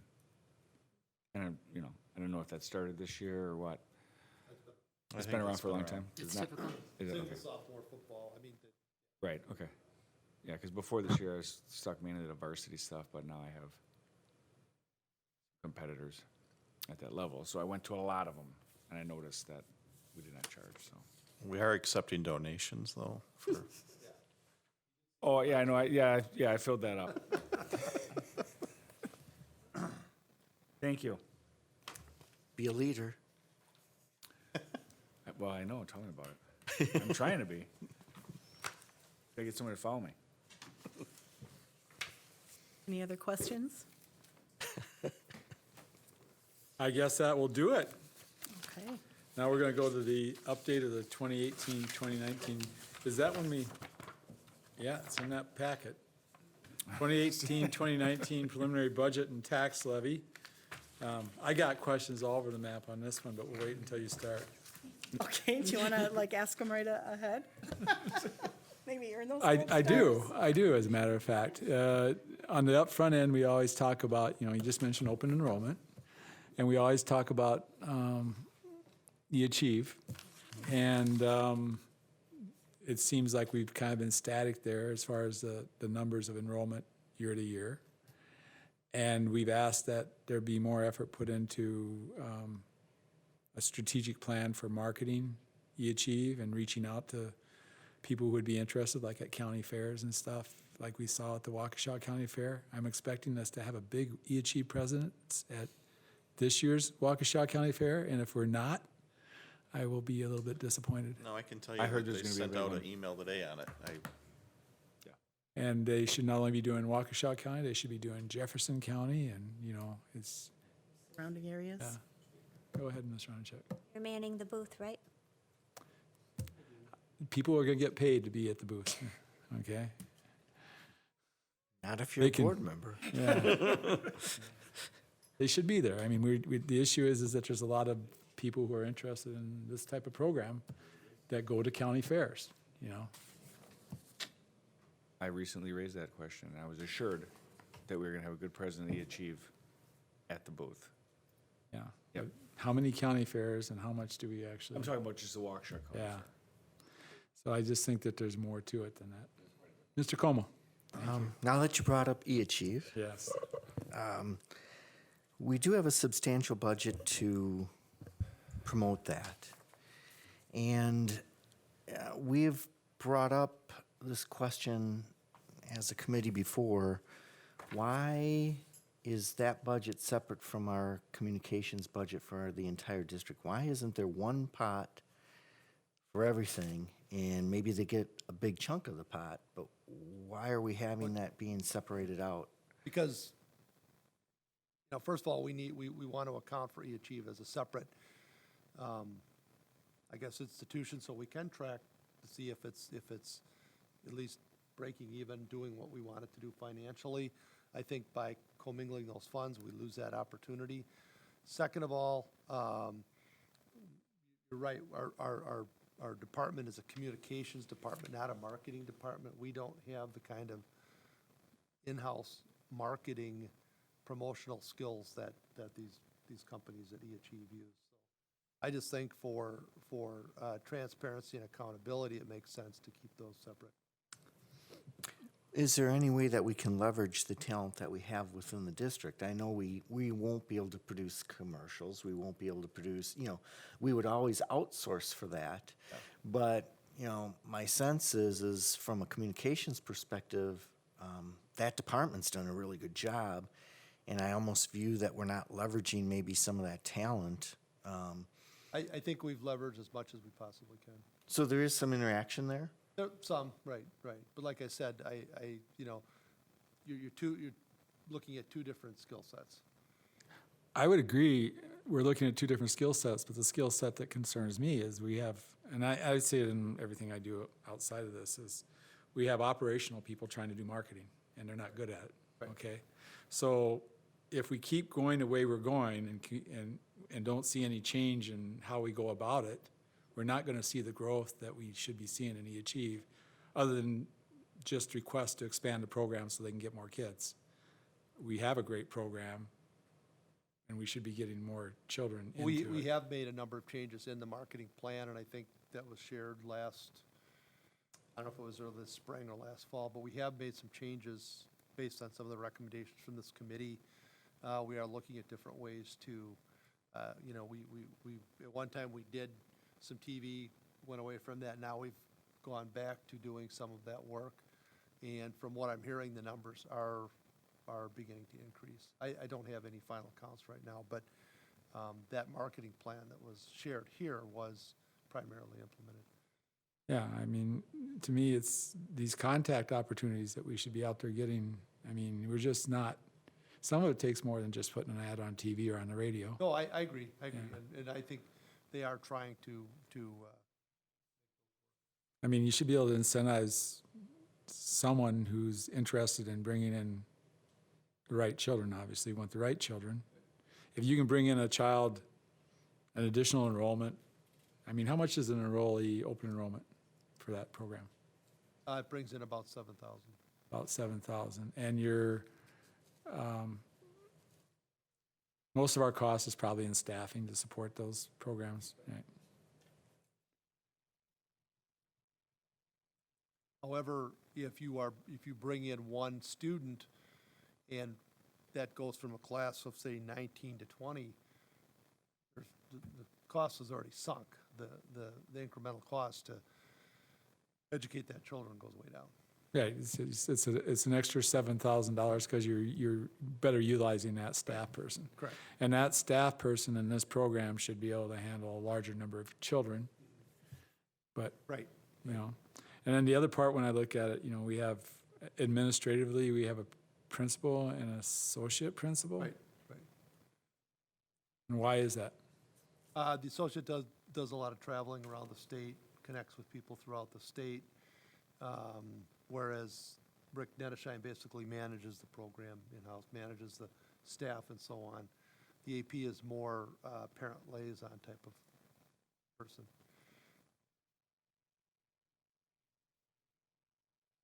So how do we do our marketing? A lot of it's contracted out. That's what we've been doing it for a number of years, ever since we broke away from K-12.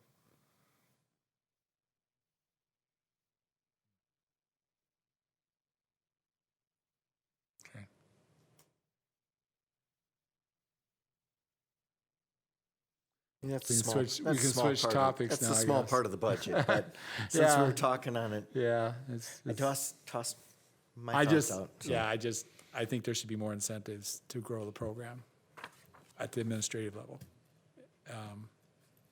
I don't think this is a straight salary type position. There should be an administrative parameter. Something we could certainly look at, if that's an interest to the committee, we could certainly look at that.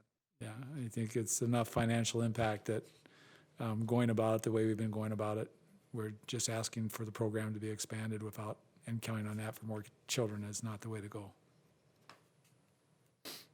It's neither efficient nor does it make sense. I mean,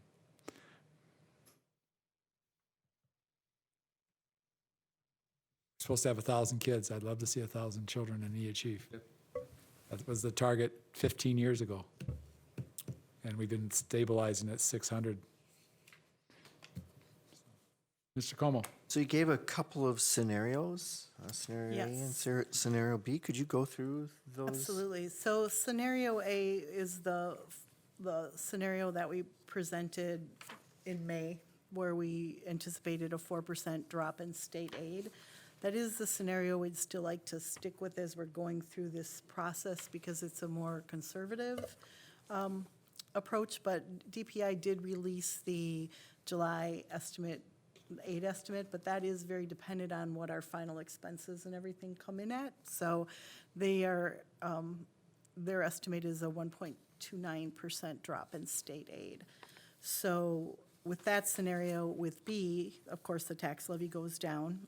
Scenario A has a tax rate of 8.12, and scenario B is 7.98, but we'd rather be conservative and then have better news in October than come back and have to up it, because there are so many variables that go into it at this point in time that, you know, you've got your land values, you've got what our final expenses and revenues end up at. There's just a lot of pieces that go into this puzzle that are still unknown. So we'll be coming back in August with the preliminary budget for approval of publication at least, and that we will be still looking at scenario A from now at this point. Some of the assumptions that have gone into creating the scenario is that I've got the highlights, which are pretty much the assumptions. The enrollment, we're estimating a decline in enrollment of 144 resident students. The voucher program, we're anticipating a 10% growth in the program. That has shown growth in the last year over the year before, and we expect it to continue to grow. And the open enrollment, we are anticipating an increase in open enrollment, but we keep that a little conservative at this point. In 17-18, we had 841.74 student FTEs that open enrolled in, and but that's not seats and chairs, that's actual FTEs. So if a student open enrolled for a short period of time or joined us later in the year, it's accounted for in that figure. And we had 655.12 open enrolling out. So our open enrollment ratio is pretty good at 186.62 FTEs, and we don't expect that that percentage to go down that much. So our applications looked to be a little bit lower, but that seems to be the case every year at this point because of the way they changed it. Now that people don't have a deadline, you can apply at any point in time and come in and the alternative applications. So we saw the same thing last year. Equalized property value, we're anticipating a 1.5% increase. Historically, it's been a little bit higher, but that's what we think is a reasonable estimate. We'll know that in August. We should have more numbers, and then the final in October. General fund revenue, we're increasing the revenue just a very little bit, 0.25, $361,783. We're getting open enrollment tuition is adding to that because the open enrollment amount has increased. So even if the student numbers are holding, we're still going to get more money because the open enrollment transfer has increased. And then our per pupil aid has gone up, and that's accounting for the increase. Our expenditures, we're looking at a very slight decrease of 64,000. So we're holding pretty constant with this year's. We already talked about the tax levy, the equalization aid. We're going with a more conservative 4% drop. And then basically this puts us within our normal fund, within our fund balance range. The current fund balance is at 22%, and our board policy calls for between 15 and 25%. So it'll still maintain a healthy fund balance with this particular budget. The page, the second page shows all the different categories and several years of history to look at across each fund. But I think the more important pages that you'll want to look at are the tax levy history. We've added the tax levy history and then a mill rate history, which are these two pages toward the back, actually the last page. And so where we're at right now with scenario A, this would be the impact to the tax levy itself would increase by 0.44%. And like I said before, the mill rate would go to 8.12, which is actually a decrease over this year. And it's broken out by fund. So the one thing I'd say about the mill rate is if you look at our 10-year average,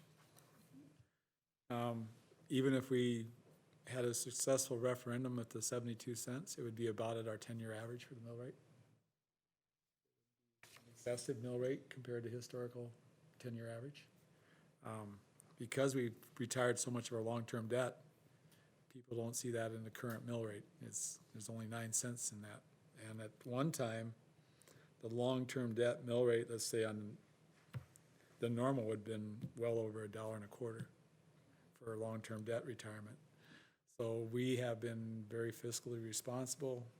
It's allowed us to retire all our long-term debt, plus create a good fund balance, which means that we also short-term borrowing.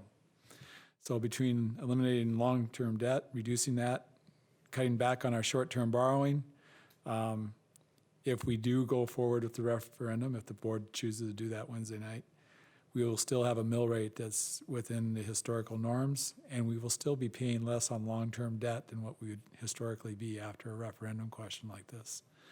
So from a mill rate point of view, we're not asking for anything excessive for people to deal with from the school point of view, but of course taxpayers have other taxes they pay too, and that all comes into play. But when I look at what our plan is going into next year and the fact that we should probably factor in what happens if this passes, I think we have enough cushion in there so it doesn't do tremendous harm based on historical norms. Would you agree, Mr. Clark? Yes. Thank you. Mr. McCaffrey, do you agree with that as well? I would. Oh, good. We'll still get a yes vote on Wednesday night from Pat. I'll work on them. Our goal is to come back, I'm sorry. Oh, no, go ahead. No, go ahead. You finish. I was just going to say the goal is to come back in August then with the preliminary budget book that outlines everything. We'll base it off of scenario A. If anything, as things change, as we get closer to finalizing the budget, of course, we'll adjust the budget book so it'll have the final numbers for everything. One quick question. If we do have a referendum in the November election, does that have anything to do with our tax levy that we declare in the, it would not, it'd be in the following year. We have to certify the week or two before the Yeah. election date. So it'd be in the following year where it'd affect the tax levy, right? Exactly. Okay. Mr. Roncheck? Thank you. I just thought that the open enrollment on page 3, that paragraph is, I think that's important for our district to know, that for our constituents, that we have 800, or this last school year, we had 841 student FTEs open enrolling in and 655 open enrolling out. We did have a positive ratio, 186, but we want to keep our schools, we want to give kids and the parents as many options as we can and keep our facilities as nice as we can so that they don't leave. And with STEM and with our fine arts school and all of those different types of things, we are keeping our students, like even like a family like mine with 3 kids, and all of them are different and have different things that they want to do. I mean, I could have been driving to 3 different schools. Actually, at one time I was, but we have a lot of options for them. But then we also want to keep our buildings looking nice, safe, secure. We want to have enough room for them, the labs, all of the updates that we're doing, our roofs, our parking lots, so that people aren't leaving. So I just think that's a great statistic to throw out there that just kind of opened my eyes, like, that's important. Do you guys think so? I think it's important, and I also wish we could do more publicizing of what our children actually do once they graduate, because we have so many outstanding recent graduates. I mean, I have a new staff member that she lives in Waukesha, and she talks about her 2 sons. They both have PhDs in our research, in medical research and things like that. And it's unfortunate we can't highlight what Waukesha is, because it is a unique place and experience that you just can't get anywhere else in Waukesha County. You can go to Arrowhead and have everybody around you be pretty uniform, or you can go here with tremendous diversity and learn how to deal with a lot of different situations and learn how to be part of a community that really is unmatched across the county. And the educational programs, particularly when you look at STEM, the art school, some of our elementary schools, I mean, there's been no drop off in the quality of our education in many, many ways, even though we're financially operating in a much better way, more efficient way. So when we brought in a financial superintendent, we didn't lose anything academically during that time, because he's set high academic goals at the same time, and that's been good. Mr. Como. I'm glad that you pointed out those numbers. Those are really important numbers. I agree with this being an important fact. We should be very thankful that we started eAchieve, though. You take eAchieve out of the equation, you move about 600 students, we would be at a deficit of 414 students going out, more going out than coming in. So eAchieve is an important part of our district when it comes to open enrollment. And although sometimes we're tough on eAchieve, we still need eAchieve. We just want to make it better. We just want to try and improve it, because it is a gem. And I know there's more competition out there, but if we didn't have eAchieve, our open enrollment numbers would look very, very different.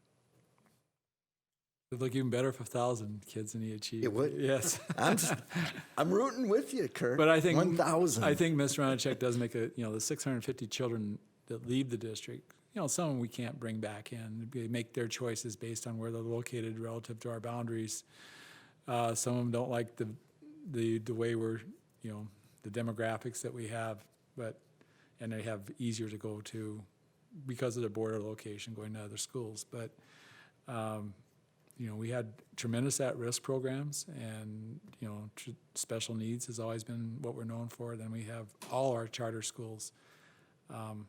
But we can't stop people from making their choices that they make, but we can give them more choices, which is what we tried to do. Go ahead, Ms. Ronachek. I just have one last a success story, maybe 2.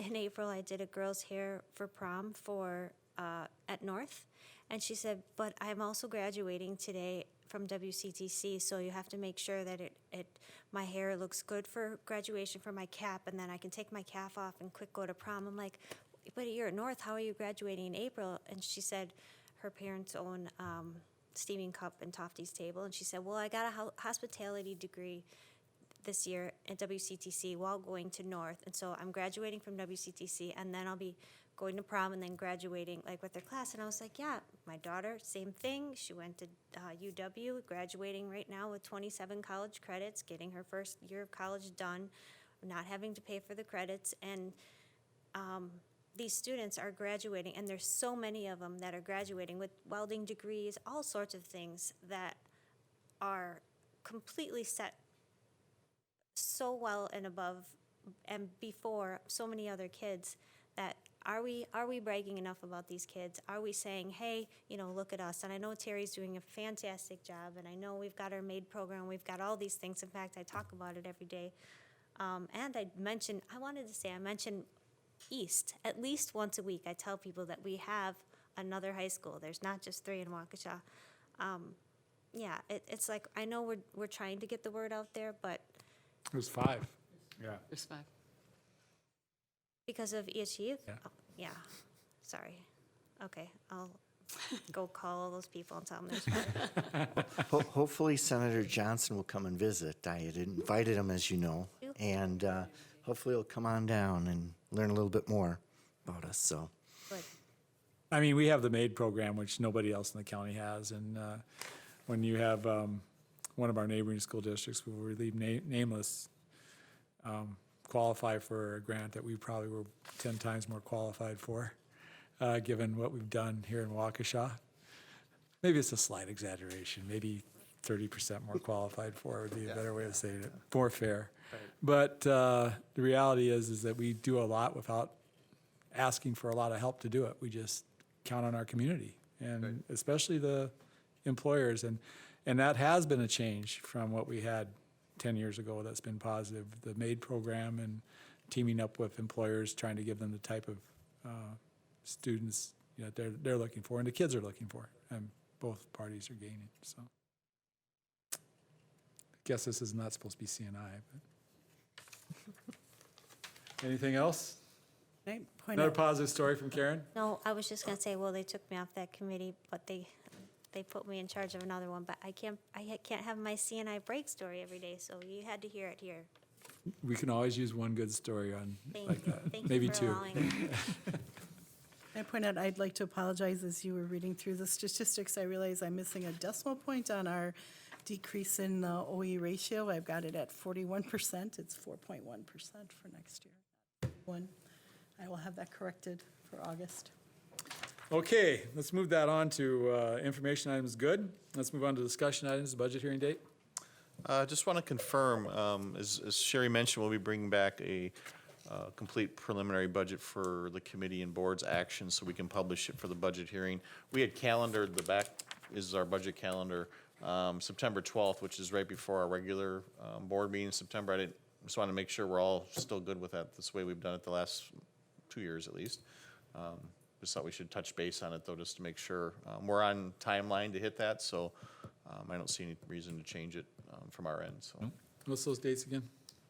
September 12th is the tentative budget hearing, It's a board meeting.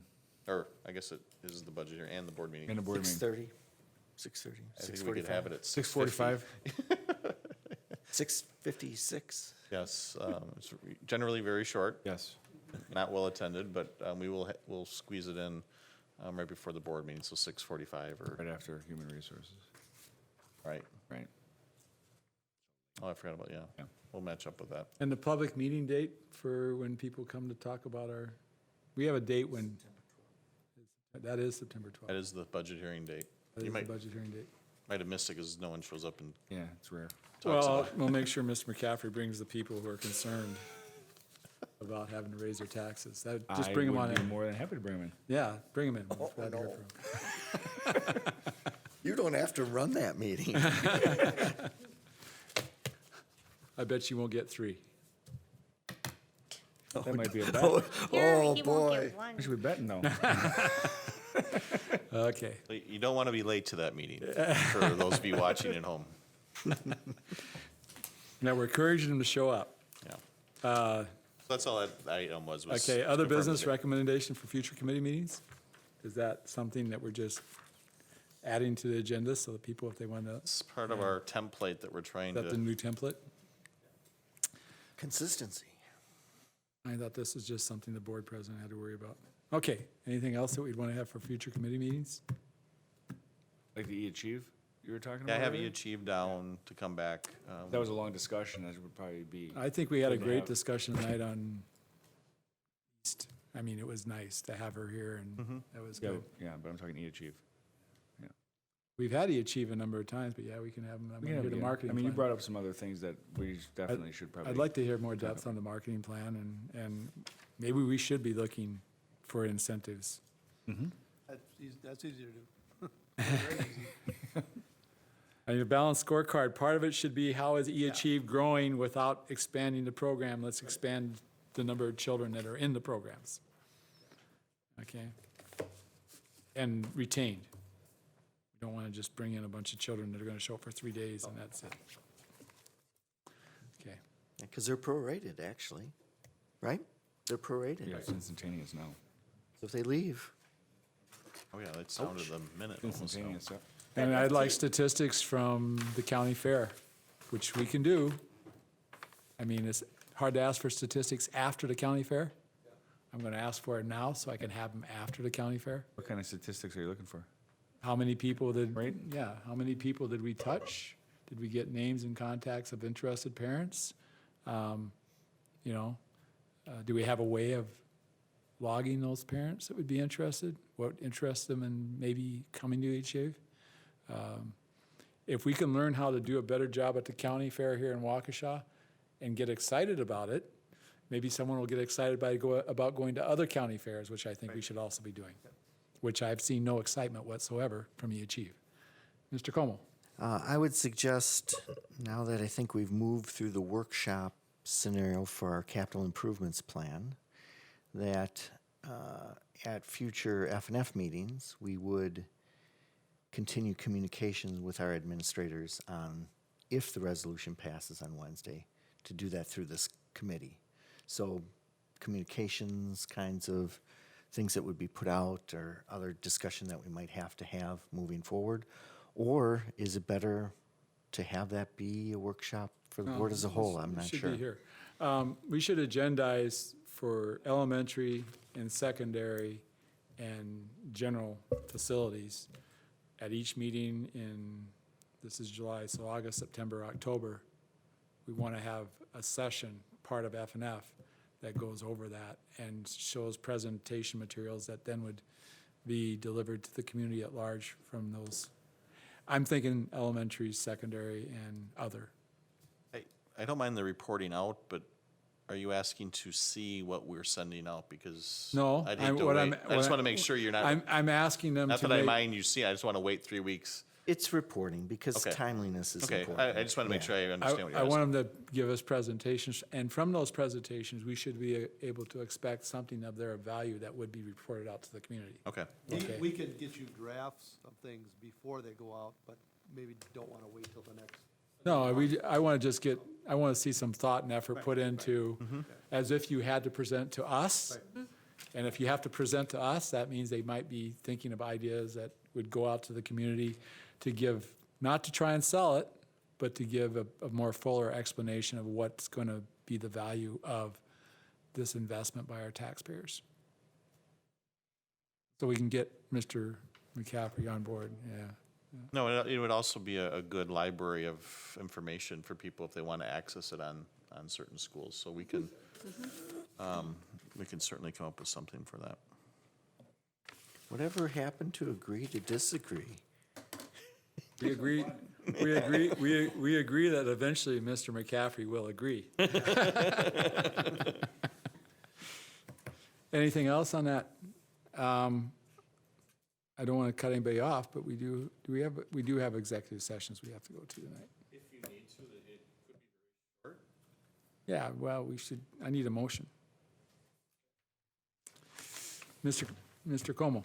I move to adjourn to executive session pursuant to Wisconsin Statute 19.85, Parent I, Parent E, for deliberating or negotiating the purchasing of public properties, the investing of public funds, or conducting other specific public business whenever competitive or bargaining reasons require a closed session. Seconded. Okay, we have a motion from Mr. Como, a second from Ms. Voigt. I got the name right there. And do we have additional discussion on the motion? Need a roll call vote on this? Aye. Aye. Aye. Aye? Aye. Motion passes 5-0. We'll be adjourning to closed session. Back to open session? Open session. We had a great night tonight. We got a lot done in 2 hours. I just thought we covered a lot of topics, so.